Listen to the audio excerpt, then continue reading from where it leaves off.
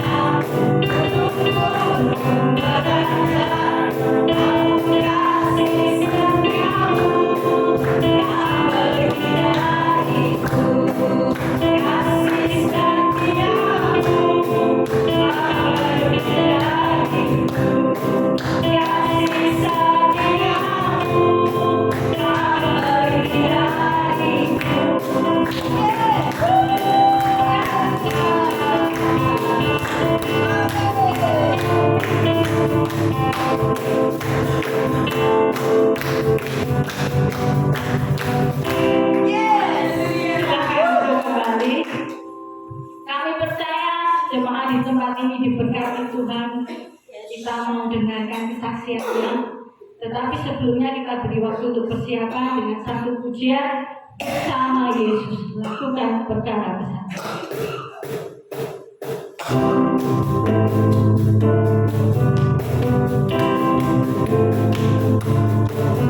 Sama Yesus lakukan perkara besar. Sama Yesus tidak ada yang sama Yesus adalah keluar untuk masalah, untuk masalah, untuk masalah semua. Yesus adalah Tuhan, oh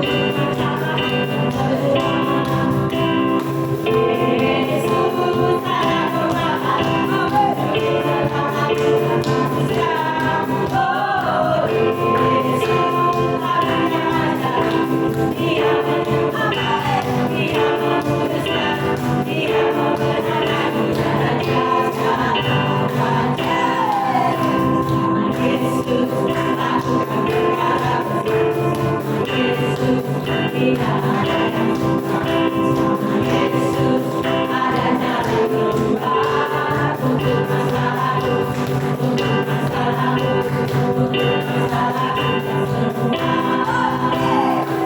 Yesus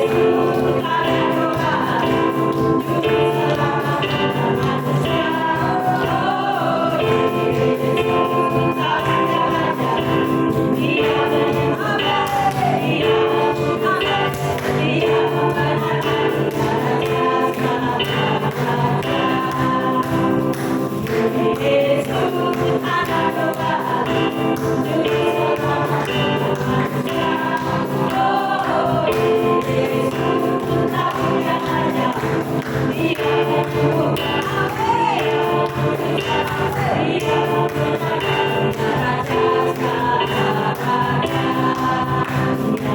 menyembah, Dia membesar, Dia membenarkan, Dia raja segala raja, Dia raja segala raja, Dia raja segala raja. Bagi yang sudah siap bersaksi, kami persilakan maju ke depan.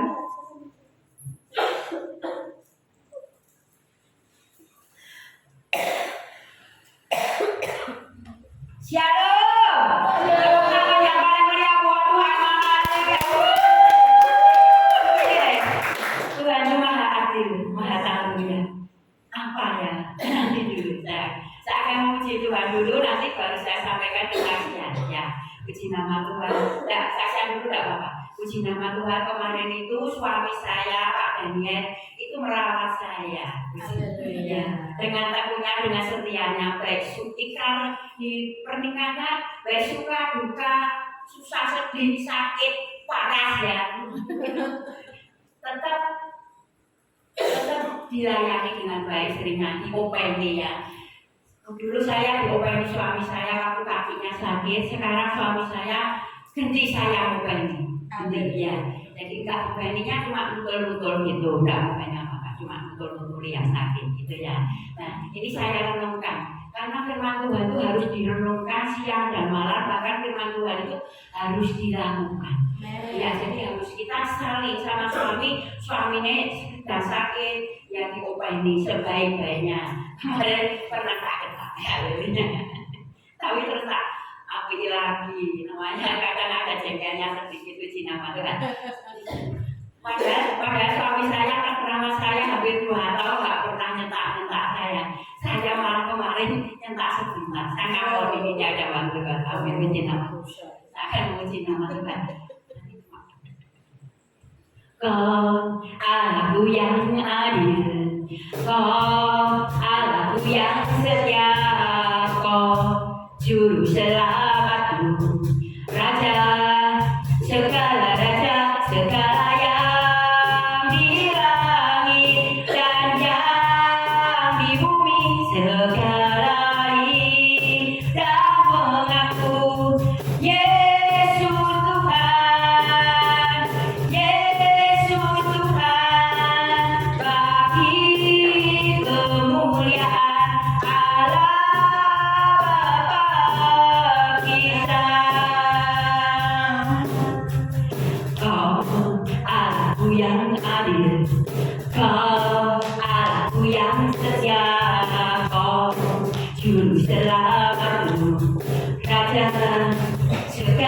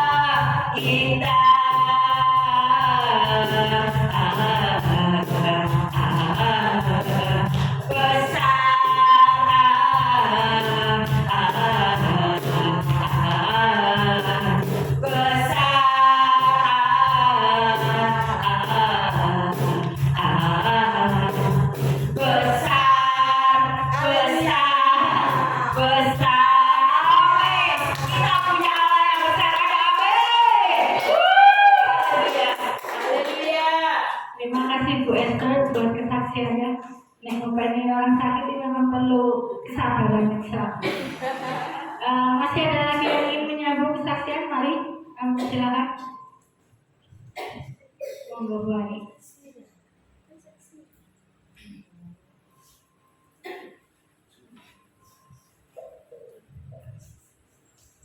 Shalom. Shalom. Puji nama Tuhan. Kalau saya boleh menyaksikan terima kasih Tuhan, saya bersyukur karena Tuhan begitu baik di dalam hidup saya, Tuhan begitu sempurna mengasihi saya. Kemarin akhir tahun kemarin saya bersaksi bahwa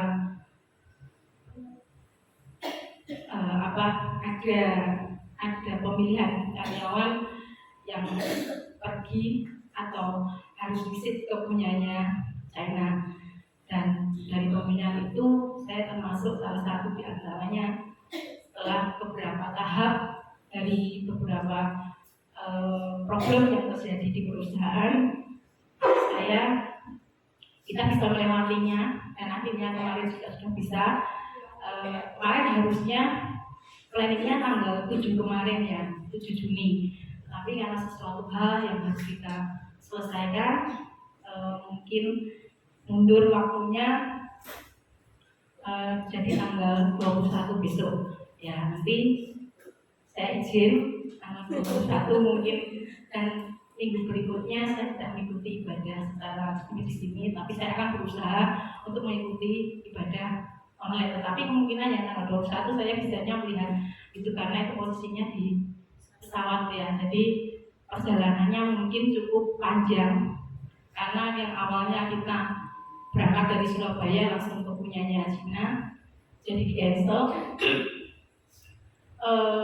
Jadi Solo Jakarta ke Surabaya, jadi cukup lumayan panjang, dan harusnya bisa 5 jam, itu mungkin bisa sampai ke 12 jam karena kita harus transit dulu di punyanya Jakarta.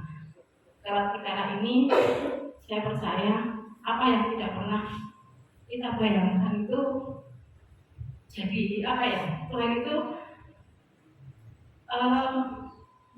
memberi sesuatu yang mungkin tidak pernah kita bayangkan. Kalau dulu saya itu pernah ingat sekali waktu saya pertama kali jadi di marketing atau merchandiser itu, saya berpikir, Tuhan, aku pengen naik pesawat. Itu pernah dalam diri saya berkata begitu. Akhirnya tetapi tidak dengan melalui uang pribadi saya. Jadi Tuhan kabulkan juga ya. Maksudnya saya sudah sering bolak-balik bahkan 3 bulan Jakarta, Solo Bandung, Solo Jakarta, Solo Bandung, Bandung Jogja, dan itu rutin itu kita lakukan. Nah itu berhenti ya. Berhenti itu karena saya sudah tidak jadi marketing sama merchandiser lagi. Akhirnya saya lalu saja, ya sudah. Cuma dalam hati saya, Tuhan maksud untuk yang lokal aja.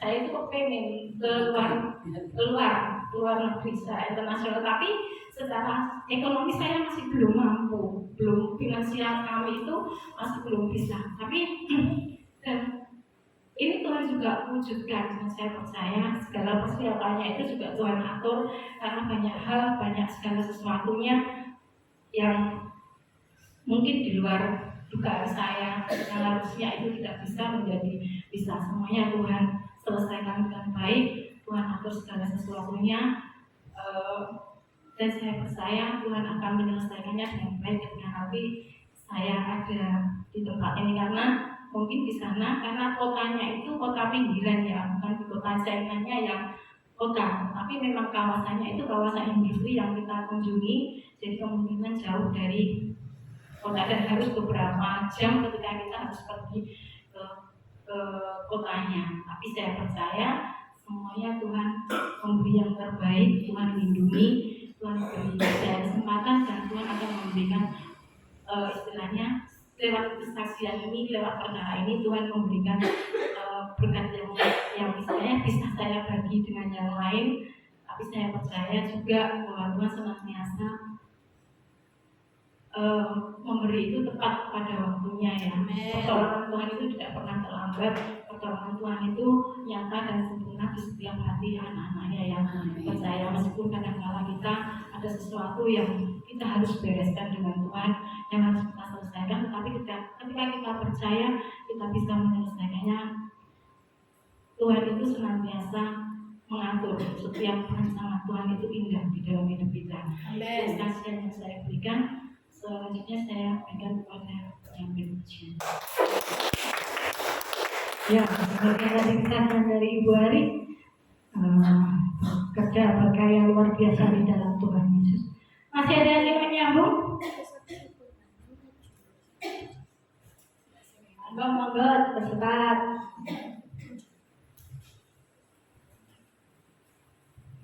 Shalom Bapak Ibu Saudara. Shalom. Terima kasih untuk waktu yang jadi wis mepet tapi tetap diberikan. Kemarin hari Selasa itu saya diizinkan Tuhan untuk tepan sampai 1 minggu sampai hari ini, Sabtu kemarin ya. Tuhan yang kerja begitu luar biasa, dan saya itu nggak tahu saudara kalau seragam itu nggak boleh minum air panas atau hangat, itu nggak boleh. Tapi saya minum, soalnya saya kedinginan, menggigil, di dalam itu dingin, di luar panas. Tapi saya tetap minum itu selama 2 hari. Jadi Kamisnya saudara, sama makan nasi itu, mencoba makan nasi yang 2 hari itu sudah makan bubur terus. Saya makan nasi itu, lalu itu nangis saudara. Bukan karena sayurnya nggak enak apa-apa, tapi di sini tuh rasanya kayak mulu kericak apa jarum gitu. Wah, kok seperti ini? Saya nangis Tuhan sama Tuhan. Terus malamnya itu nggak bisa tidur. Tuhan, saya harus minum obat apa? Obat yang dari puskesmas itu kok nggak kontak. Begitu minum gembrobios, tapi kalau reaksi obatnya habis, menggigil lagi dan panas lagi. Obat apa yang harus saya minum Tuhan? Tolong tunjukkan dan saya malam ini bisa tidur. Terus saya ingat anak saya Bu membayar obat paracetamol itu karena sing itu apa? Radang. Fokus puskesmas itu memang obatnya radang. Akhirnya tak minum obat radangnya saja. Saya mau mencoba apakah karena saya itu dari radang atau dari mata saya. Ternyata betul saudara, dari radang saya. Saya minum obat radang itu semalam bisa tidur, paginya puji Tuhan bisa makan nasi, walaupun masih sakit tapi nggak sesakit kemarin. Tuhan terima kasih. Sampai saya itu ya nangis sendiri, sampai tetangga saya, ayo makan yang budi, nek kancane gue hiburan dan enak. Aku masak madang karo nangis buat tonton, saya bilang gitu saudara. Ya malu loh, nek makan telan nangis, makan telan nangis, masak buat tonton, saya bilang gitu. Ya apa-apa mau beli air. Saya makan itu di kamar, nggak biasa sebenarnya makan di kamar, makan di kamar. Dan lainnya sopok-sopok. Tapi begitu kemarin saya kontrol, ya Bu ini sudah bagus, batin saya bagus, tak kasih obat sendiri, saya bilang gitu. Cuman dokternya ngontraknya di mata, oh ini anu Bu besok dirujuk kalau sudah sembuh. Ya, saya tanya-tanya karena dokternya itu kebetulan dia cowok, dia baik, ya bisa tidak ngobrol banyak gitu ya. Akhirnya saya tanya-tanya dijawab, oh ya dok, kemarin saya ini ternyata nggak boleh, makanya sakitnya seperti itu. Saya bilang gitu sama dokternya, ya Bu, hati-hati minum obatnya, diteladani biar cepat sembuh. Ini dikasih antibiotik, yang saya minum cuma antibiotiknya saja karena saya nggak mau minum obat yang lain. Wis itu aja, karena rasanya sudah mulai membaik juga. Saya tidak berhenti minum obat, hanya antibiotik yang saya minum. Dan puji Tuhan, hari ini sebenarnya tugas saya, tapi juga dari Bu Yeni. Terima kasih ya Bu. Karena saya kemarin itu khawatirnya gini, kalau saya latihan mungkin gimana nanti suaranya kadang atau kadang ya enggak, kadang sakit buat ngomong, kadang ya gini saudara. Tapi puji Tuhan, hari ini ada seperti ini, itu semua karena kasih dan kemurahan Tuhan. Dan Tuhan selalu ada dalam hidup saya, dan Tuhan selalu memelihara saya. Nah, Tuhan selalu memberi apa yang terbaik buat anaknya, dan saya tetap mengucap syukur pada Tuhan. Terima kasih. Tuhan Yesus akan pulihkan Bu Rahel sempurna. Tiba waktunya kita akan memberi persembahan bagi Tuhan. Kita mau berdoa terlebih dahulu. Mari kita angkat ambil persembahan kita. Bapak mengucap syukur untuk semua kasih kemurahan dalam hidup kami. Kami belajar memberi yang terbaik, apa yang dapat kami beri untuk kemuliaan-Mu di tempat ini Tuhan. Terima kasih Tuhan Yesus, terima kasih. Di dalam nama Tuhan Yesus Kristus kami bersyukur. Amin. Berkat anak cucu.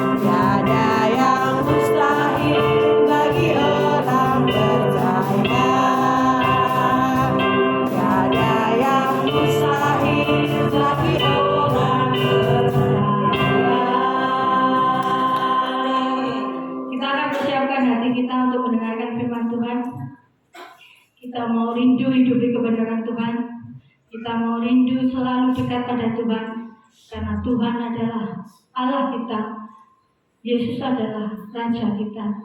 Biarkan Dia berdaulat atas hidup kita, dan kita akan melihat kemenangan lepas kemenangan di dalam hidup kita. Engkaulah Tuhan, Engkaulah Raja.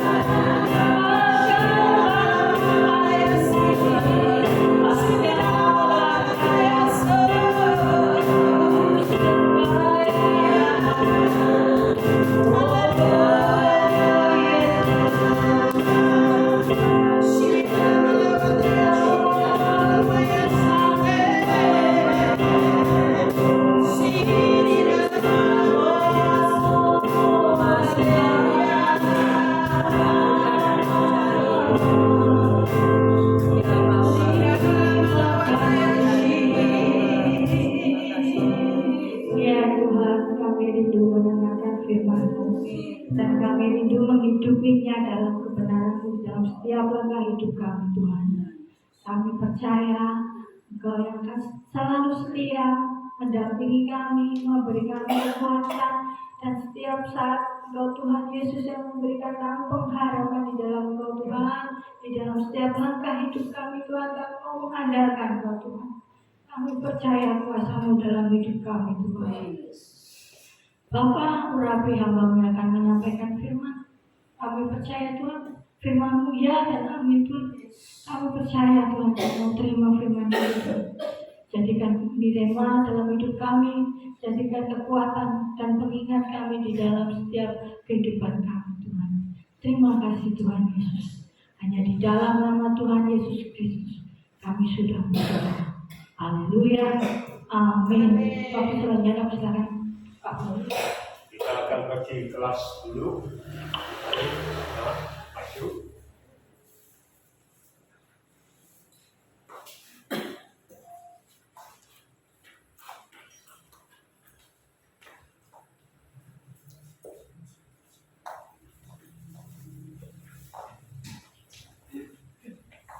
Anak-anakku, berbahagialah kalian. Pada setiap ibadah memperoleh kelas yang khusus untuk belajar firman sesuai dengan Tuhan. Nikmati kelasmu dengan penuh sukacita. Dalam Roh Kudus akan mengajar engkau dengan lembut sehingga engkau dapat mengerti secara bertahap dan bertumbuh dalam iman. Masuklah kelas bersama dengan gurumu yang akan mengajar dan membagikan firman kebenaran kepada kalian. Haleluya. Tuhan Yesus memberkati kalian. Amin. Amin.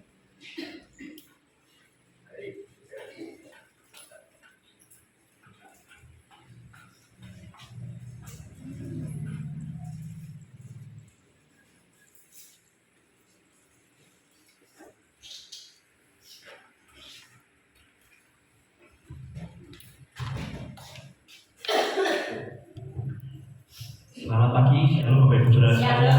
Shalom. Dalam puji nama Tuhan. Ya, pagi hari ini kita dapat berkumpul di tempat ini dan pagi hari ini perkenalan. Tadi sudah diperkenalkan oleh Pak Paulus di awal, tapi saya akan perkenalan lagi. Saya tahu masih ada yang belum mendengarkan tadi atau belum jelas ya. Perkenalkan, nama saya adalah Bapak Michel Rafael. Saya adalah calon. Tadi sebenarnya sudah dikatakan oleh Pak Paulus, saya besok Selasa akan dilanjutkan menjadi berita muda di KKN. Jadi hari ini saya belum jadi berita sebenarnya, tapi saya jadi calon berita muda. Nah, mungkin Bapak Ibu Saudara sekalian yang di sini pernah melihat saya atau pernah ketemu saya di KKN. Nah, mungkin ada yang pernah lihat dan ketemu. Mungkin tidak asing dengan saya. Saya hari ini saya mendapatkan tugas untuk pelayanan di tempat ini. Saya mendapatkan kesempatan. Terima kasih untuk Pak Paulus telah memberikan kesempatan untuk saya menyampaikan firman Tuhan di tempat ini. Biarlah pada hari ini firman Tuhan dapat menjadi air yang menyegar untuk hati kita. Dan biarlah Roh Kudus membuka hati kita, membuka pikiran kita, membuka telinga kita untuk dapat menerima firman dan menjadi benih dan subur di dalam hati kita. Kita akan mulai firman Tuhan pada pagi hari ini. Pagi hari ini saya akan membawakan firman Tuhan dengan judul, ini bahasa Inggris Bapak Ibu Saudara sekalian, Leap of Faith. Bahasa Indonesia itu adalah lompatan iman. Jadi leap of faith, lompatan iman. Nah, Bapak Ibu Saudara, saya ini masih muda ya, saya anak muda. Saya senangnya itu main game. Sampai sekarang saya masih sering main game, suka main game. Salah satu game yang saya mainkan itu ada satu game namanya itu Assassin's Creed, game PC. Mungkin ada yang tahu ya. Nah, di game itu, dalam game itu ada satu adegan yang sangat ikonik yang sangat terkenal sekali dalam film itu. Jadi adegan itu adalah karakter dalam permainan itu tuh harus naik ke atas gedung atau ke atas gunung yang sangat tinggi untuk melihat keadaan sekitar. Nah, kalau zaman dulu kan belum ada Google Map, kan nggak bisa lihat satelit juga nggak bisa. Kalau mau lihat keadaan sekitar, karakternya ini harus naik ke ujung menara, ke ujung gedung yang sangat tinggi sekali, atau bahkan ke gunung yang tinggi sekali gitu. Nah, di situ dia dapat melihat sekitar, dia dapat menentukan mau kemana. Nah, setelah di tempat berada pada sangat tinggi itu ada adegan ini tadi, adegan yang sangat ikonik, sangat terkenal ini adalah adegan melompat dari tempat tertinggi itu. Nah, kita sebagai pemain game itu apa namanya sangat suka, sangat senang untuk melakukan adegan itu. Jadi dari ketinggian yang sangat tinggi itu tadi, lalu kita membuat karakter kita melompat. Padahal di bawah itu tidak terlihat apa-apa, sangat tinggi sekali, tidak terlihat apa-apa. Kita tidak tahu apa yang ada di bawahnya. Dan kemungkinan besar kalau karakter kita lompat, kalau jatuh dari ketinggian, itu bisa mati karakternya. Jadi gamenya jadi akan selesai atau harus diulang kembali. Jadi kita harus melakukan lompatan yang dari tempat yang sangat tinggi ke dasar yang kita tidak tahu sama sekali, kita tidak dapat lihat. Dari game kita tidak kelihatan di bawah karena saking tingginya. Tapi adegan ini selalu kami mainkan, kami sebagai pemain game selalu kita lakukan melompat itu yang tinggi itu tadi. Kenapa kok selalu kami lakukan? Selalu kami nekat saja ya. Selalu kami begitu kami paling atas, lalu kami lompat. Nah, setiap kali kami melakukan itu. Kenapa kita seperti itu? Nekat gitu ya. Apa gara-gara di game nggak takut nanti kan? Biasa lompat gitu saja. Tapi enggak, Bapak Ibu Saudara sekalian. Kami sebagai pemain game dan kami sudah tahu game ini, Assassin's Creed ini. Setiap kali kami berada di tempat yang sangat tinggi seperti itu, lalu kami bisa melihat sekitar, kami tahu, kami mengerti dan kami yakin bahwa di bawah ujung bawah dasar bawah tempat yang tinggi itu, pembuat game ini, developer game ini, itu sudah menyediakan tempat untuk mendarat. Jadi mendarat berupa tumpukan jerami banyak begitu, atau tumpukan daun-daun kering banyak begitu, atau di bawah sana pasti ada air yang sangat dalam atau laut gitu. Jadi setiap kali kami melompat, kami sudah percaya, kami sudah tahu bahwa pembuat game ini sudah menyediakan tempat untuk melompat, tempat untuk tempat yang aman untuk kita melompat. Nah, ini adegan ini sangat terkenal dengan nama Leap of Faith itu tadi, lompatan iman. Nah, Bapak Ibu Saudara sekalian, lompatan iman ini itu juga ada di dalam Alkitab. Walaupun istilah ini sebenarnya tidak pernah tertulis dalam Alkitab, kalau kita cari dalam Alkitab, lompatan iman akan ada. Istilah ini itu juga diajarkan di dalam Alkitab. Nah, seperti apa lompatan iman yang diajarkan di dalam Alkitab, di dalam hidup kita?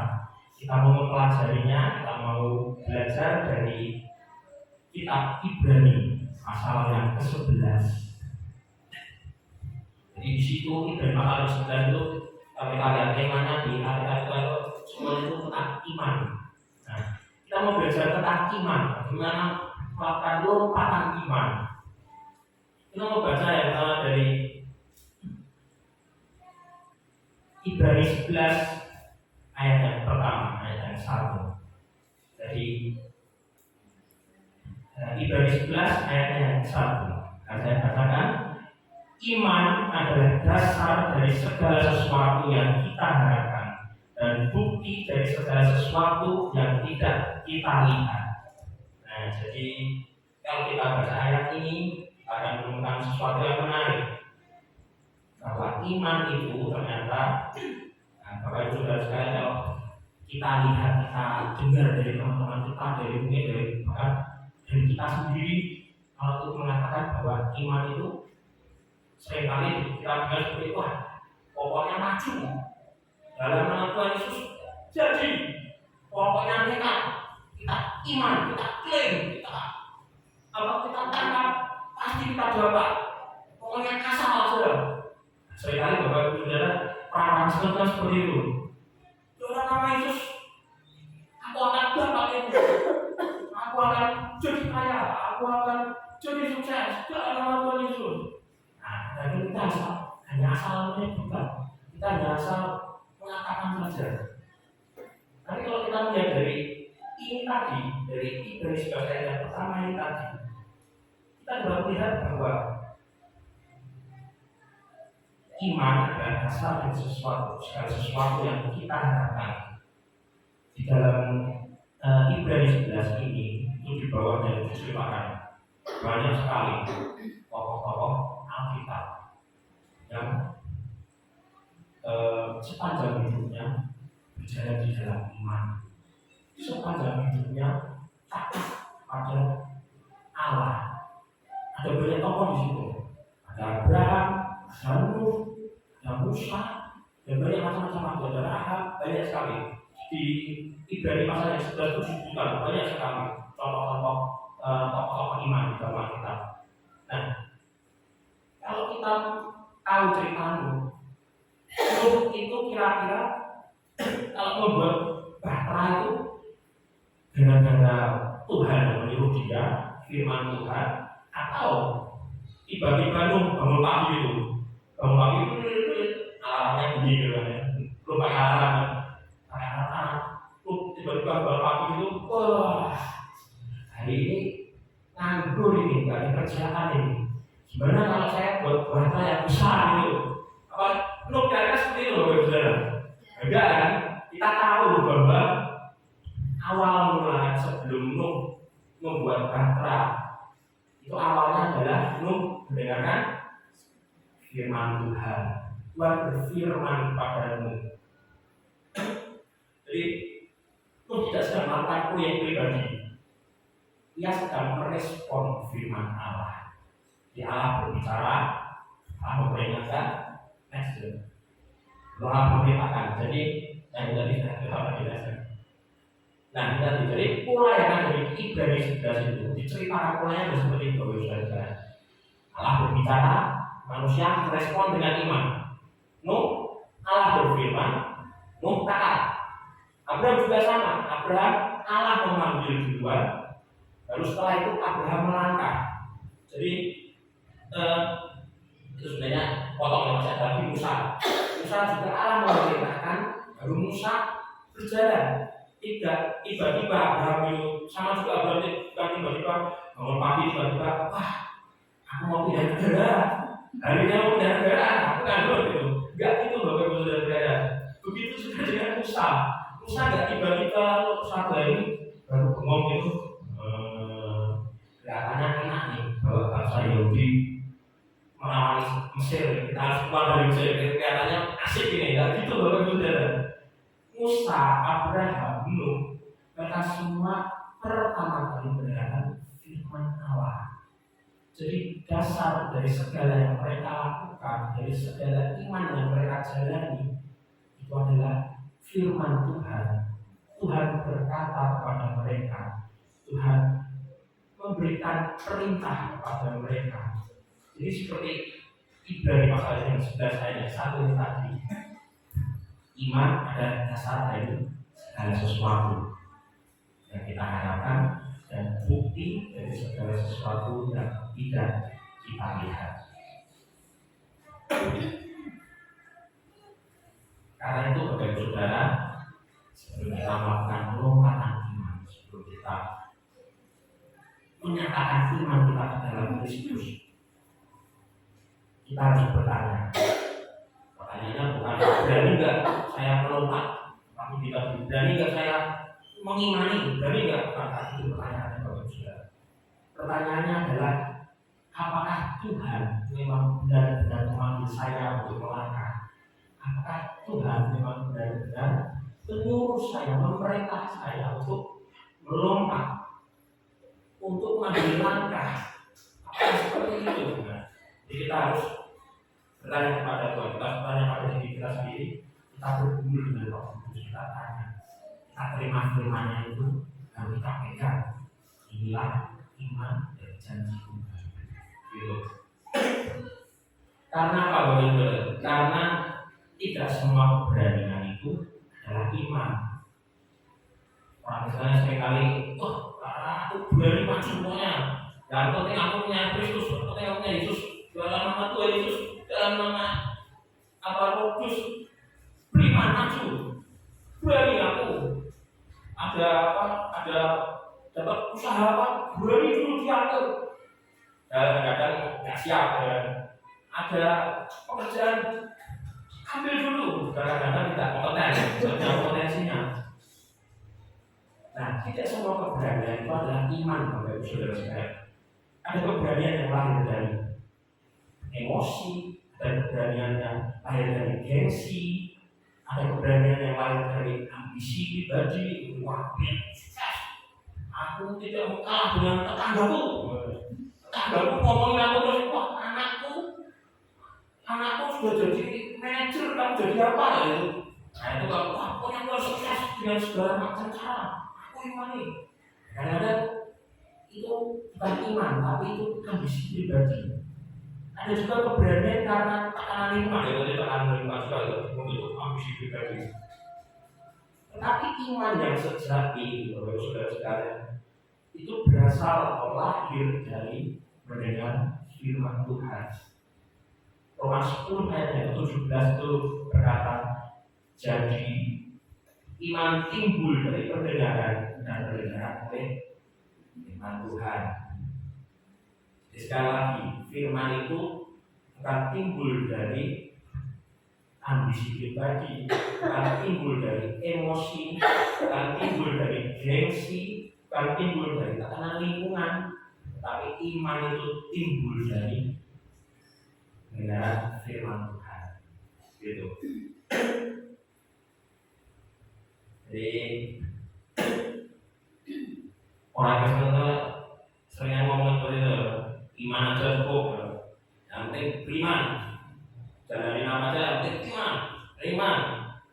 Padahal sebenarnya kalau ditanyai, kalau hatinya ngomong padahal bukan gara-gara iman, tapi gara-gara tidak mau mendengar nasihat orang lain.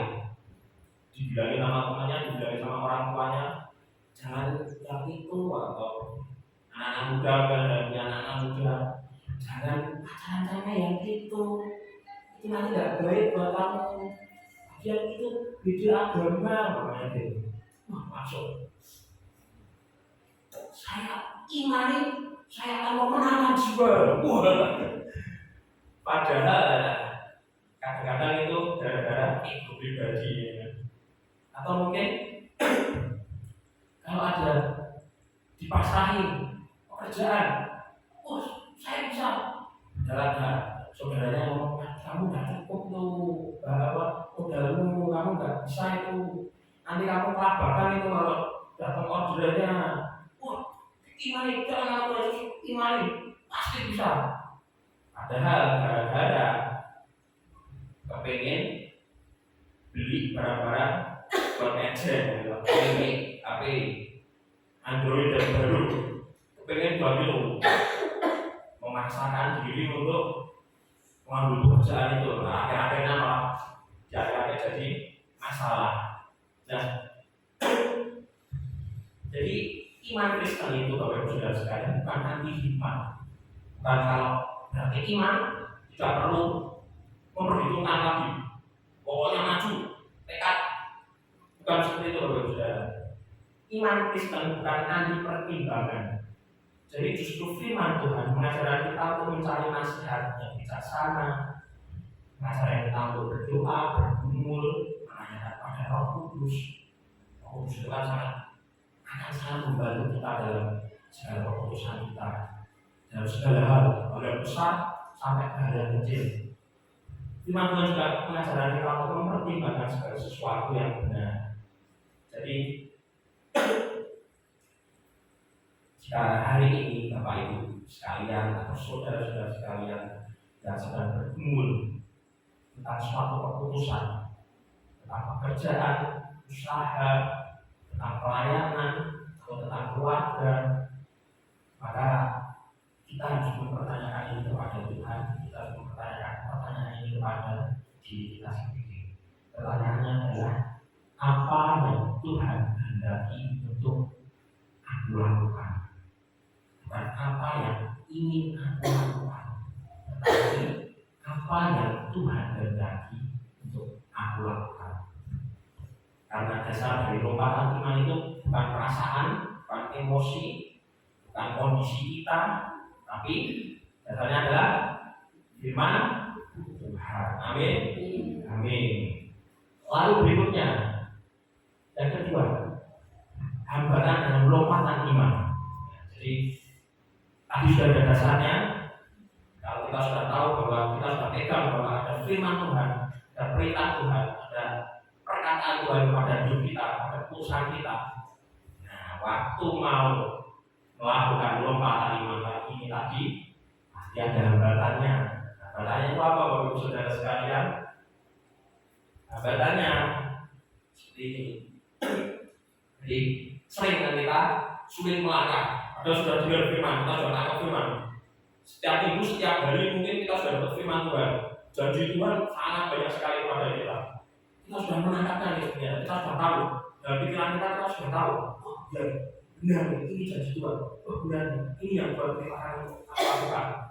Tapi kita seringnya lakukan apa ada ya? Maju apa ada ya? Maju apa ada ya? Majunya satu langkah, mundurnya 2 langkah. Maju lagi 1 langkah, mundur 2 langkah. Pertama-tama belakangan, nggak maju-maju. Seringkali seperti itu, Bapak Ibu Saudara. Kita sudah tahu, pikiran kita sudah menerima, padahal hati kita itu yang belum menerima. Kenapa kok seperti itu, Bapak Ibu Saudara sekalian? Kenapa kok bisa tak sulit sekali melangkah? Karena ada yang namanya ketakutan. Ketakutan akan ketidakpastian. Jadi ketakutan itu, orang takut itu pada sesuatu yang tidak dapat kita tahu. Nah, kalau dua istilah seperti beli kucing dalam karung gitu. Nah, itu nggak tahu ya, dalamnya apa? Kucing beneran atau jangan-jangan tikus rabies ya. Kalau kita masukkan tangan ini digigit kena rabies gitu. Atau dimasukkan tangan ini ternyata ular. Manusia itu takut dengan sesuatu yang tidak kita ketahui. Makanya kalau gelap, kalau mati lampu itu kita akan takut. Karena kita tidak dapat melihat apa-apa seperti kita. Jadi manusia itu cenderung takut akan sesuatu yang tidak pasti, ada sesuatu yang tidak kita ketahui. Jadi muncullah itu ketakutan yang membuat kita tidak berani melangkah, tidak berani melompat dalam iman. Nah, inilah sekali lagi. Orang-orang biasanya berkata kalau orang beriman itu seharusnya tidak pernah takut ya. Di dalam iman saya tidak takut. Di dalam iman kepada Yesus saya semuanya saya tidak takut. Harus sebenarnya iman Bapak Ibu Saudara sekalian. Ibrani 11 ini justru menunjukkan bahwa para tokoh-tokoh iman, para pahlawan iman ini tadi itu adalah orang-orang yang biasa, orang-orang seperti kita juga, Bapak Ibu Saudara. Bukan orang-orang yang sungguh juga mental yang apa sekali enggak. Mereka juga memiliki pergumulan sama seperti kita. Ibrani 11 ayat yang ke-13, ayat yang ke-13 berkata bahwa dalam iman mereka semua ini telah mati sebagai orang-orang yang memperoleh apa yang dijanji, sebagai orang-orang yang tidak memperoleh apa yang dijanjikan itu. Maksudnya bukan terus tidak berjanji Allah itu Bapak Ibu sekalian. Maksudnya apa yang dijanjikan kepada Musa, apa yang dijanjikan kepada Abraham, apa yang dijanjikan kepada Nuh oleh Tuhan, oleh mereka hanya bisa melihatnya dari jauh. Seperti Musa dijanjikan tanah perjanjian yang berbeda. Tapi Musa tidak sampai untuk merasakan tanah perjanjian. Dia hanya bisa melihat dari jauh. Begitu juga dengan Abraham. Abraham dijanjikan apa janji Tuhan kepada Abraham? Mempunyai keturunan sebanyak pasir di pantai. Nah, kira-kira Abraham sudah lihat belum? Keturunan punya pasir di pantai. Belum juga kan, Bapak-Saudara.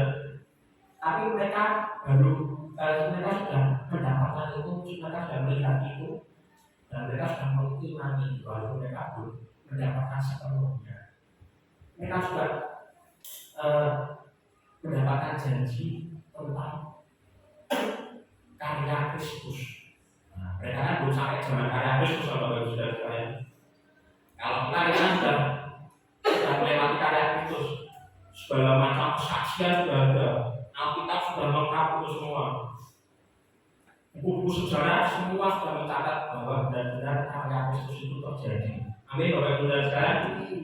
Percaya semua di sini kalau Yesus Kristus itu sudah mati di kayu salib menebus dosa kita dan bangkit di hari yang ketiga. Dia adalah Tuhan. Amin. Kita tahu semua, kita punya kesaksian itu semua, kita punya segala macam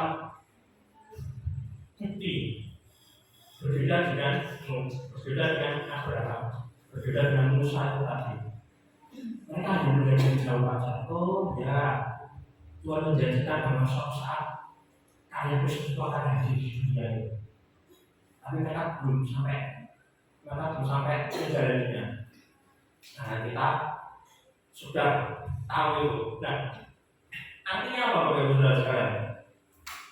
Para tokoh iman ini tadi, itu mereka percaya bahwa walaupun mereka belum melihat, belum semua janji yang diberikan Allah kepada mereka itu digenapi, tetapi mereka taat.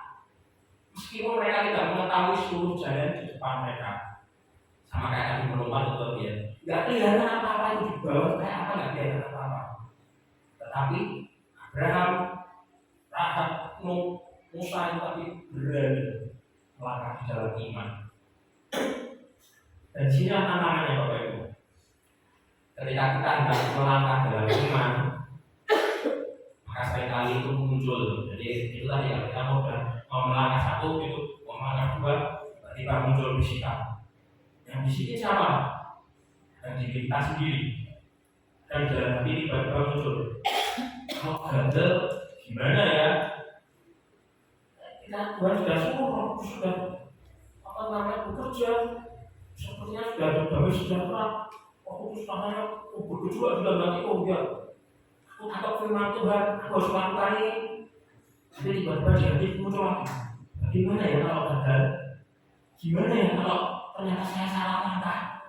Gimana ya kalau ternyata keluarga saya, anak-anak saya menderita gara-gara keputusan saya ini?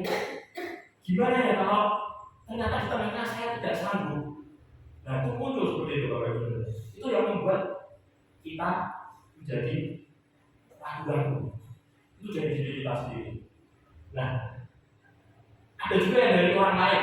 Wah, saat kita sedang mau melangkah di dalam iman, bisa juga orang lain tiba-tiba bisikin, keputusanmu itu tidak benar itu, kamu nganggur aja.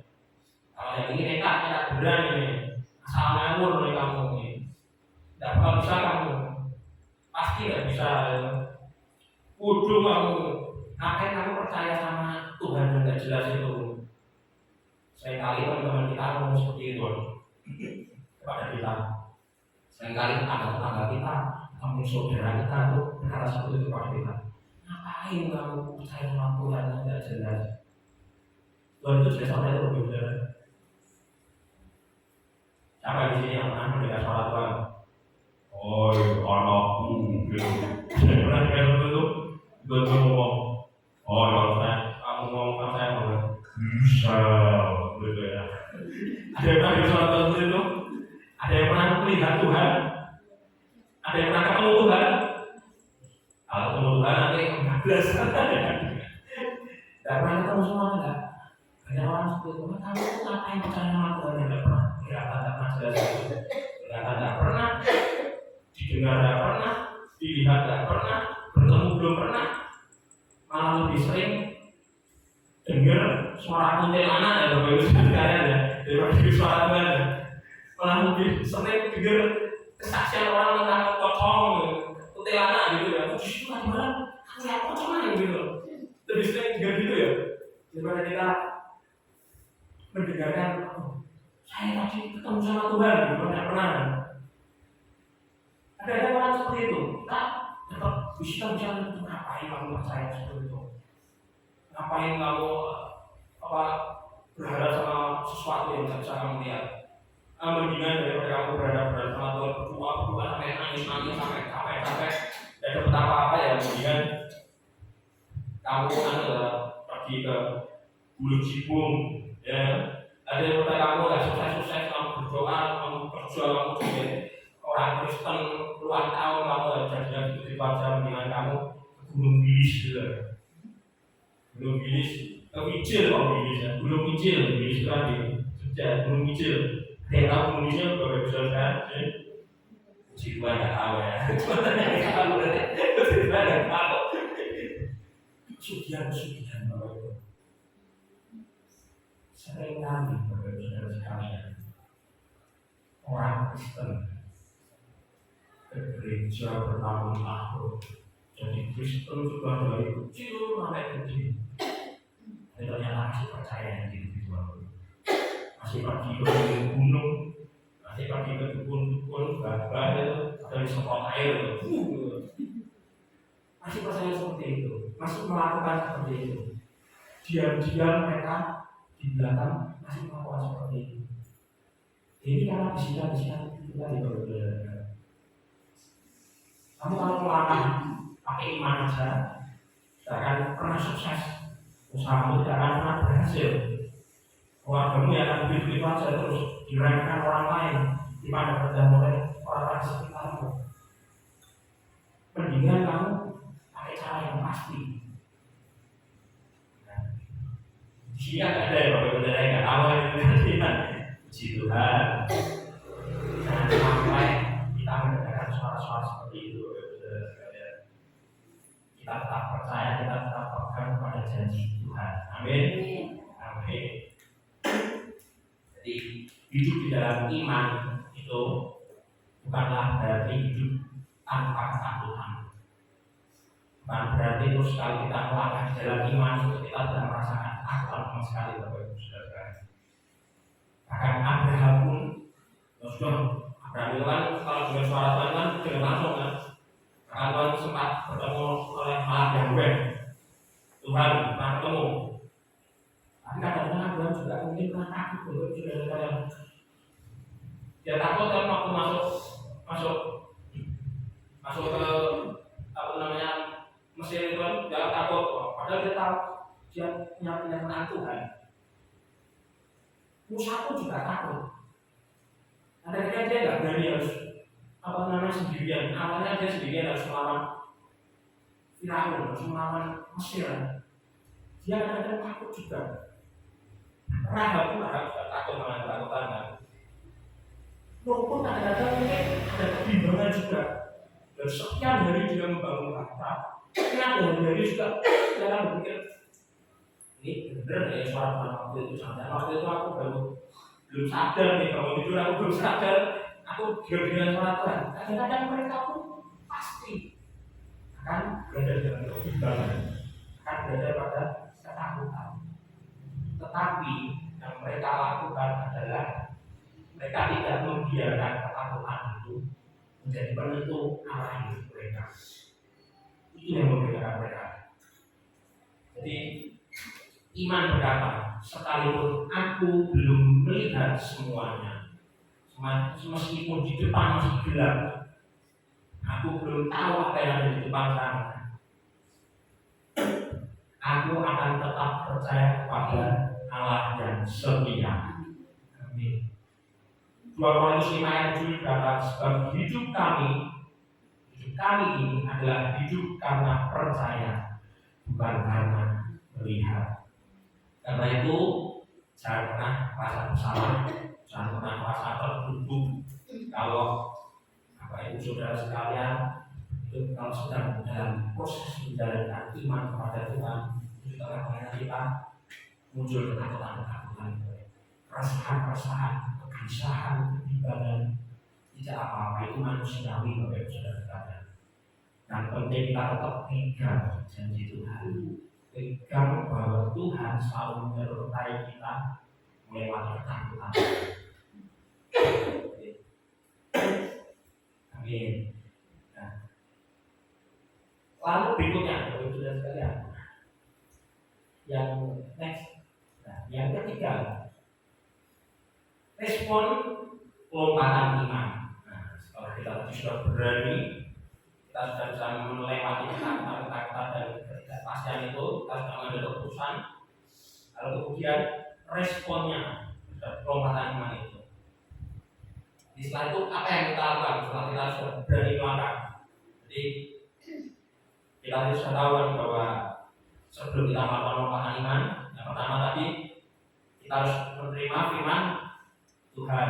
Kita harus pegang firman Tuhan itu dulu. Lalu setelah itu kita menyadarinya, kita hadapi itu dari ketakutan dan ketidakpastian. Nah, sekarang pertanyaannya, apa yang akan kita lakukan? Apakah kita akan terus diam dan melangkah maju gini, terus diam dan lepas ini, atau kita akan terus maju? Padahal Tuhan sudah memberikan tujuan. Ayo, namanya misal tujuanmu di sana. Apakah kita akan berhenti di sini? Sudah stuck di dalam tempat ini. Tapi Tuhan di sini aja lakukan. Di sana kayaknya jauh, susah banget itu, jalannya terjal. Aku tak jalan di tempat sini aja Tuhan. Apakah seperti itu? Atau apakah kita menunggu dulu sampai ketakutannya hilang dulu? Kita menunggu dulu bahwa sampai Tuhan tak tunggu dulu sampai di depan itu jelas apa itu apa itu janjimu apa aku harus lihat dulu sampai jelas baru aku berjalan. Apakah kita akan menunggu seperti itu, saudara-saudara? Masalahnya ketakutan itu tadi itu kemungkinan besar itu tidak akan pernah hilang sepenuhnya, saudara-saudara. Nanti jalan kita langkah adalah ketakutan, jalan lagi di mana adalah ketakutan. Karena itu iman itu bukan soal mengetahui apa yang ada di depan sana, bukan mengetahui apa yang di bawah kita di dalam satu, bukan mengetahui apa yang itu sudah tidak jelas seperti itu. Tapi iman adalah mengambil langkah ketaatan. Jadi di baris 11 ayat yang ke-8 itu dikatakan bahwa karena iman Abraham taat. Karena iman Abraham taat. Jadi ukuran iman itu bukan seberapa banyak kita tahu, seberapa banyak kita bisa lihat memang benar. Kadang-kadang Roh Kudus itu kalau kita sudah dekat dengan Roh Kudus, kita dekat dengan Tuhan, kadang-kadang kita dibukakan. Nama saya itu Yesus, saya nanya Pak Yesus ya, nama saya Yesus itu kadang-kadang juga sering kali dibukakan oleh Tuhan. Ini nanti kamu akan mendapatkan ini. Sedikit-sedikit kadang-kadang bisa diperlihatkan ini nanti kamu akan saya kasih ini, diperlihatkan oleh Roh Kudus. Tapi kan tidak semua kita bisa terima itu semua. Saya aja tidak pernah terima itu. Ya aku masa lupa aku bisa nerawang. Tidak semua orang dapat seperti itu Bapak Ibu Saudara sekalian. Banyak-banyaknya tidak dapat apa-apa. Pokoknya disuruh banyak sudah disuruh itu. Kalau sudah nyuruh itu ya ikut aja taat. Jadi apakah kita mau setia taat kepada jalan Tuhan itu tadi, walaupun kita tidak kelihatan apa-apa? Ibrani 11 itu tidak menguji orang-orang yang hanya percaya di dalam hati. Ibrani 11 itu banyak sekali itu menguji orang-orang yang bertindak berdasarkan apa yang mereka percayai, iman mereka kepada Tuhan. Abraham meninggalkan negerinya, Musa meninggalkan kenyamanan di istana. Musa kan pangeran, bukan pangeran sebenarnya, tapi dia meninggalkan itu. Rahab juga mempertaruhkan keselamatannya. mereka semua mengambil langkah yang nyata, tindakan yang nyata. Karena iman sejati itu selalu menghasilkan tindakan. Yakobus berkata, iman tanpa perbuatan adalah mati. Iman itu harus ada perbuatannya. Gak cuma aku beriman, tapi cuma dari itu.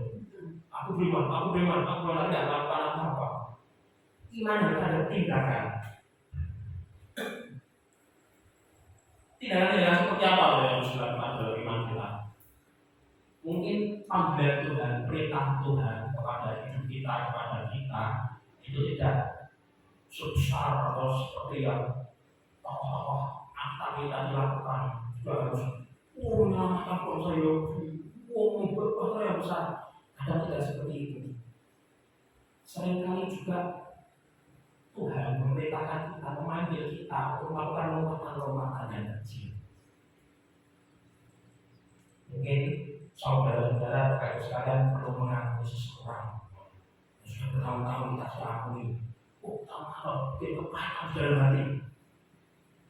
Ternyata Tuhan perintahkan kita, Tuhan bagaimana pakai kita untuk mengampuni orang itu. Mengampuni orang itu kan susah ya Bapak sekalian. Lebih susah daripada disuruh puasa 3 hari. Ya. Bapak Ibu saudara-saudara disuruh mengampuni orang sama disuruh puasa 3 hari pilih mana? Milih puasa ya. Mau mengampuni orang ini orang yang tidur aku depan manis di belakang jelek-jelek gitu. Bagaimana aku puasa 3 hari? Susah. Tapi Tuhan berkata ampuni, mengampuni. Atau mungkin Tuhan sedang mendorong Bapak Ibu Saudara untuk melayani di berbagai hal. Mungkin juga Bapak Ibu Saudara di sini ada mungkin yang berkata, aduh saya sudah tua yang disuruh melayani itu capek sudah badannya. Sampai begini nanti. Semangat sekali melayani Tuhan. Puji Tuhan. Kadang-kadang seperti itu ada disuruh, ayo melayani Tuhan. Karena ada yang anak muda, aku masih senang kejualan harus melayani Tuhan.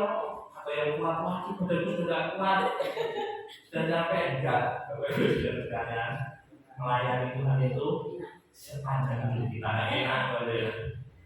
Paulus melayani Tuhan sepanjang hidupnya, sampai nanti nafas terakhir kita. Amin. Amin. Nah, mungkin juga ada juga lompatan yang Tuhan suruh untuk seperti tetap jujur di dalam pekerjaan kita, memiliki integritas, meskipun kadang-kadang dibenci sama teman-teman sekantor, atau meskipun kadang-kadang kalau kita jujur, untung kita tidak seberapa. Atau mungkin juga Bapak Ibu Saudara sekalian dipanggil untuk Tuhan untuk meninggalkan dosa yang sudah kita lakukan selama ini, sudah kita anggap biasa karena seringkali kita lakukan. Tuhan sudah memanggilmu untuk lompat tinggalkan dosa itu. Atau mungkin juga kita dipanggil untuk mengabarkan Injil. Jadi pendeta saya ini, saya ini sebenarnya nggak mau jadi pendeta berdua sebenarnya. Saya ini anak hamba Tuhan, Bapak-Ibu. Saya dari kecil sampai besar saya melihat bagaimana hidup seorang hamba Tuhan, bagaimana harus bertanggung jawab kepada jemaat, harus bertanggung jawab kepada Tuhan. Saya lihat itu semuanya susah. Capek Bapak-Ibu. Karena dari itu saya bilang, oh Tuhan, kalau memang Kau panggil aku jadi hamba Tuhan, aku tidak akan lari. Tetapi kalau bisa jangan lari. Saya begitu. Nah akhirnya dia tetap suruh kan. Sekarang saya suruh kamu benar-benar. Misal sekarang kamu harus jadi hamba Tuhan. Nah setelah Tuhan sudah suruh gitu, Tuhan sudah benar-benar berfirman kepada misal ini. Karena misal tidak bisa kemana-mana lagi ya. Sampai saya harus tahan melewati itu nanti. Bisa harus melewati proses yang panjang. Dari orang yang saya backgroundnya kan bukan dari teologi, saya sekolah sekuler, saya sekolah ekonomi, saya harus melewati proses itu lagi. banyak rintangan dari proses itu sampai akhirnya besok Selasa saya kan habis itu sangat banyak sekali rintangan. Kalau saya lakukan, saya lewati, saya pegang itu perintah Allah. Nah, atau kadang-kadang Bapak Ibu Saudara sekalian, Tuhan suruh itu dengan lompatan-lompatan yang besar seperti itu lagi, lebih kecil lagi. Tapi sudah lumayan lagi, harusnya kecil-kecil, ada yang lebih kecil lagi. Seperti itu tadi, ibu tadi yang bersaksi dalam hal meminta kepada Tuhan. Itu kan juga lompatan iman, keberanian untuk meminta kepada Tuhan. Tuhan, aku pengen naik pesawat ya, aku pengen naik pesawat Tuhan. Tapi aku naik pesawatnya, bisa ya naik ke luar negeri ya, tadi itu minta ke Cina. Aku mau ke luar negeri. Itu lompatan-lompatan dalam pergumulan. Dalam meminta kepada Tuhan, bukan berarti terus kita minta aneh-anehnya gitu ya, pokoknya minta kaya Tuhan, kayak turunan bukan gitu. Tapi meminta berdoa pada Tuhan setiap kita itu permintaannya ya jangan yang melawan firman Tuhan dan boleh Bapak Ibu Saudara sekalian. Kadang-kadang Tuhan menyuruh itu juga, ayo sini minta. Kamu belum pernah minta kan selama ini, sekarang minta kepinginanmu apa? Berdoa. Tadi gara-gara kesaksian itu Bapak Ibu Saudara sekalian, saya itu ini berbandingan dari kesaksian itu tadi Bapak saya jadi ingat. Saya dulu juga pernah hampir kayak gitu loh. Jadi dulu saat saya setelah lulus kuliah sambil masih menunggu panggilan pekerjaan, tiba-tiba nama saya ini ngajak saya, ayo sambil saya dengan satu lagi kakak saya, jadi kami bertiga. Kalau Yesus itu kan sudah sering pergi keluar negeri, pulang pergi kemana-mana sudah sering. Nah kami bertiga ini belum pernah keluar negeri sekalipun. Tiba-tiba tidak ada angin, tidak ada hujan, tidak ada apa-apa. Tiba-tiba nama saya ini ngajak kami berdua, ayo kita pergi ke kantor migrasi, kita bikin paspor. Saya sama kakak saya bingung, bikin paspor mau pergi kemana mas? Nggak tahu. Pokoknya pergi dulu, kita bikin dulu. Mau pergi kemana? Nggak tahu. Itu masalahnya masih mau pergi kemana ya kan? Kan masih ada masalah selanjutnya. Yang bayar siapa? Tapi enggak. Ya kalau Yesus itu tidak suara Roh Kudus atau gimana nggak tahu, tiba-tiba pokoknya kita bikin paspor. Akhirnya ya sudah, kita harus bikin paspor ke kantor imigrasi. Bikin paspor zaman dulu itu Bapak Ibu Saudara sekalian, itu nggak gampang kayak sekarang. Sekarang bisa daftar online dulu, nanti di sana tinggal bayar, tinggal foto. Kalau dulu itu kami harus antri berjam-jam, makanya sekarang sudah waktu berjam-jam, ternyata bagian fotonya tutup sudah sore. Harus berangkat lagi besoknya. Makanya di Semarang ini, saya kan di Semarang waktu itu. Di Semarang itu jauh sekali kalau mau bikin paspor itu. Besoknya saya harus balik lagi, bertiga lagi harus menyediakan waktu lagi. Foto, kami tetap taat, kami tetap ikut ya. Pokoknya ikut, pokoknya dalam nama Tuhan Yesus. Ini kan apa nggak tahu nih dia sudah dengar firman Tuhan belum bertanya juga nggak tahu belum bertanya sampai sekarang. Tapi Yesus mengatakan kita bikin itu sampai akhirnya paspornya sudah jadi. Saya, kakak saya, Yesus ini semua punya paspor.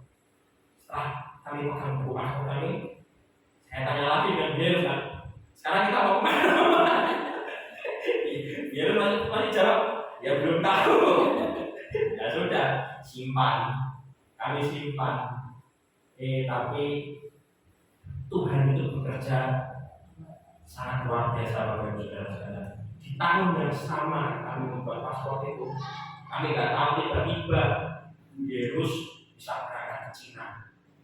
Bukan kerja, Yesus ditanda itu bukan kerja, berangkat ke Cina.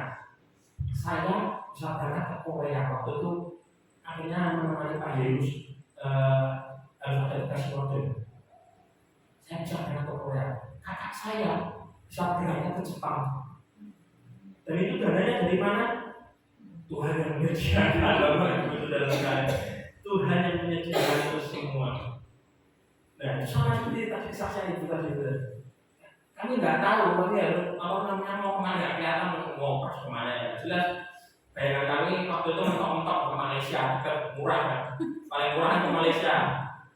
Tapi ternyata Tuhan menyediakan hal yang lebih besar, hal yang tidak pernah terpikirkan oleh kami, hal yang tidak pernah terbayangkan oleh kami di depan kami. Dan setelah itu, setelah kami sudah tiga-tiganya sudah begitu, satu ke China, satu ke Korea, satu ke Jepang. Setelah itu datanglah kesempatan berikutnya untuk berkunjung ke luar negeri. Nama saya mulai ikut pelayanan di luar negeri. Kakak saya mulai dapat lagi ke luar negeri yang lain lagi. Saya tidak, saya sambil lupa aja cukup itu. Saya enggak. Tapi saya sudah berkali-kali. Jadi lompatan iman seperti itu, kita bisa meminta kepada Tuhan. Hal kecil, kita bisa meminta kepada Roh Kudus. Roh Kudus, bukan keinginan Roh Kudus. Kita doakan. Karena Tuhan berfirman, mintalah, maka kau akan diberikan. Ketuklah itu, maka itu akan dibukakan.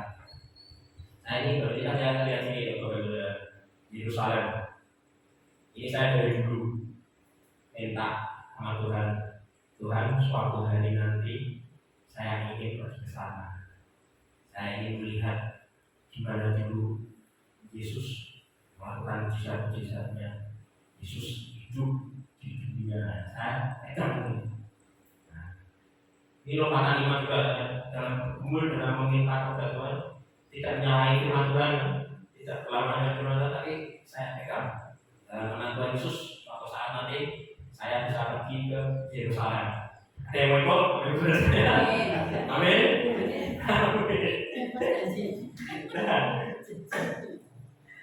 Nah, kita kembali lagi. Seringkali Bapak Ibu Saudara sekalian, lompatan iman itu mengharuskan kita untuk keluar dari zona nyaman. Nah, dari zona nyaman menuju pada ketaatan kepada Tuhan. Kalau sudah di atas sudah aman gitu kan, sudah nyaman itu. Disuruh lompat, disuruh lari ke hal yang tidak jelas itu kan tidak nyaman. Tidak kelihatan apa-apa kan membuat ketakutan. Tapi seringkali lompatan iman itu mengharuskan kita keluar dari zona nyaman. Seperti contohnya Petrus waktu ada badai, Yesus berjalan di atas air, lalu kan kemudian Yesus berkata kepada Petrus, datanglah. Petrus dipanggil oleh Yesus kan. Nah, sama seperti itu. Kalau jadi Petrus lebih baik di kapal yang sudah aman atau nekat mau ngejar Yesus. Yesusnya di sana jauh tuh mungkin kapalnya di sini. Yesus mau laut cuma masih ada badai. Berani tidak Bapak Ibu Saudara sekalian melewati zona nyaman kita, lewat keamanan kita untuk nyemplung di laut yang tidak nyemplung untuk datang kepada Yesus. Nah, itu berani Bapak Ibu Saudara sekalian. Itu melangkah dari zona nyamannya. Itu berjalan ke arah Yesus. Lalu dari situ kecemplung ya. Habis itu kecemplung terus. Tolongin nama Yesus. Tapi Petrus berani melangkah dulu. Dia masih sempat beberapa kali berjalan di atas air. Nah, seperti itu Bapak. Jadi sesungguhnya kita sedang menyadari bahwa lompatan iman itu bukan lompatan dalam kehapaan. Jadi jangan takut kita perlu meninggalkan zona nyaman. Kita tidak sedang melompat ke dalam sesuatu yang tidak pasti, tidak hampa, kosong itu tidak. Tetapi lompatan kita di dalam iman itu adalah lompatan ke dalam tangan Tuhan yang penuh kasih dan maha kuasa. Amin. Amin. Nah, kita sampai ke bagian akhir. Kita sudah sampai ke bagian akhir. Dari setelah apa yang sudah kita pelajari, kita catat dari firman Tuhan dari Ibrani 11. Sekarang kita mau bertanya kepada diri kita masing-masing. Kita bertanya pada hati kita.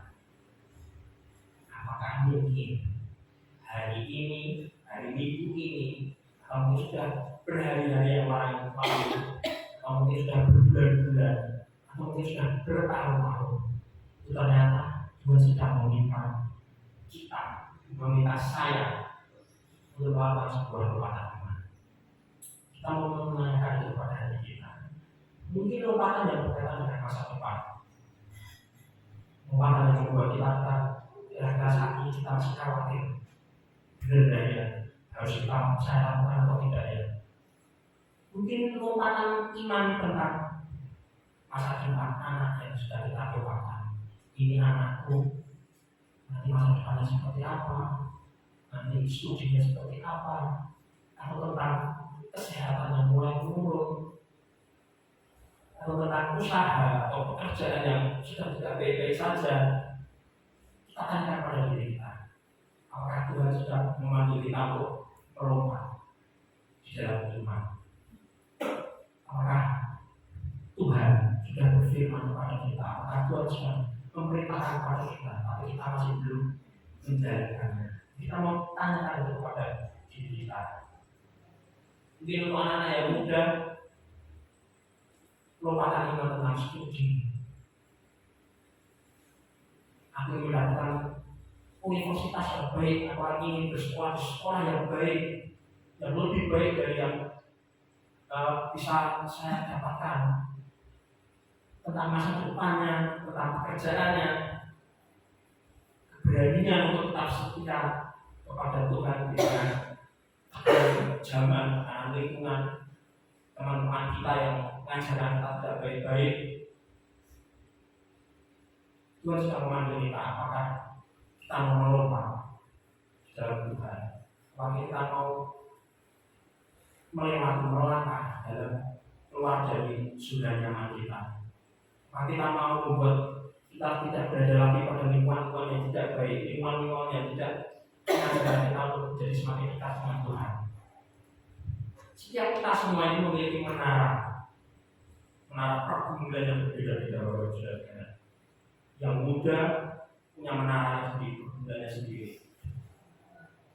Yang sudah berkeluarga punya pergumulannya sendiri. Yang sudah senior pun juga punya pergumulannya sendiri. Pergumulannya tidak akan pernah berhenti. Semakin tahun pergumulannya semakin bertambah.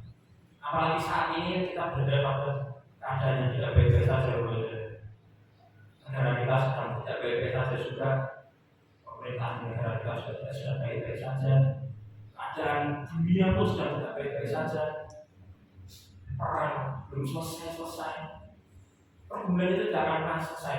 Kita semua pasti akan memiliki menara pergumulan itu. Tapi pertanyaannya tetap sama. Kita semua saudara.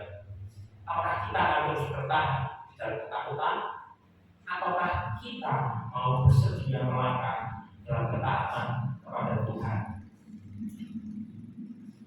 Itu adalah pertanyaan yang kita jawab, saudara. Karena sekali lagi, iman bukan mengetahui semua jawaban tentang masa depan, tetapi iman adalah mempercayai Allah yang memegang masa depan itu. Saya akan tutup firman Tuhan pada pagi hari ini dengan membaca Ibrani pasal yang ke-11 ayat yang ke-6. Mari saya membaca ayat ini bersama-sama. Kita bersama-sama ya Bapak Ibu Saudara. Ibrani 11 ayat yang ke-6. 1, 2, 3. Tetapi tanpa iman tidak mungkin orang berkenan kepada Allah. Sebab barang siapa berpaling kepada Allah, ia harus percaya bahwa Allah ada dan bahwa Allah memberi upah kepada orang yang sungguh-sungguh mencari Dia. Amin. Amin, Bapak Ibu Saudara sekalian. Jadi sekali lagi saya tegaskan, jika hari-hari ini Tuhan sedang memanggilmu untuk melangkah dalam iman, jangan biarkan ketakutan mengalahkan